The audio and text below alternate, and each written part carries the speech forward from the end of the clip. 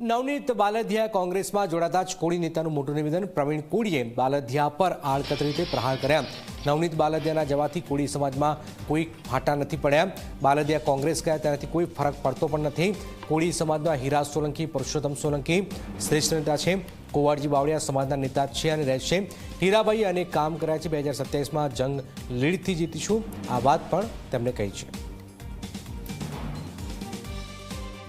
મિત્રો, જ્યાં 2-3 દિવસથી નવનીતભાઈ વીઆઈ ગયા, કોંગ્રેસ જોઈન્ટ કરી, એટલે કોળીની અંદર કાંઈક વિભાજન કરવાના કોઈ પ્રયત્ન ચાલી રહ્યા હોય એવું મને લાગી રહ્યું છે।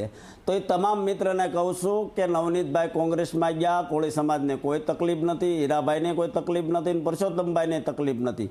હીરાભાઈ વિશે કહી દઉં, એ માણસ છે ને મરદ માણસ છે। આજે પણ તમને ખાતરી પૂર્વક કહું છું કે હીરાભાઈ કાલ પણ કોળીની આરે ઊભા હતા, આજ પણ ઊભા રહેશે અને ભવિષ્યમાં જ્યારે જ્યારે જરૂર પડશે ને કોળી સમાજને ત્યારે હીરાભાઈ મોખરે હશે। એટલે આવી માનસિકતા લઈને સોશિયલ મીડિયાની અંદર જે છબી સાબિત કરવાની કોળીની આવે છે ને એ મિત્રને કહું છું કે હીરાભાઈ હોય કે પુરુષોત્તમભાઈ હોય કે કુંવરજીભાઈ હોય, આ કોળીના નેતા છે, રહેવાના છે, આમાં કોઈ કાંઈ ફરક નહીં પડે। અને આનો બદલો હીરાભાઈએ જે કામ કર્યું છે ને એનો બદલો 2027માં કોળી સમાજ રાજુલા વિધાનસભામાં આવશે। રેકોર્ડ બ્રેક બીજી વાર રિપીટ કર્યું છે, એની બહુમતી હશે। આટલું તમે ધ્યાને રાખજો। જય કોળી સમાજ।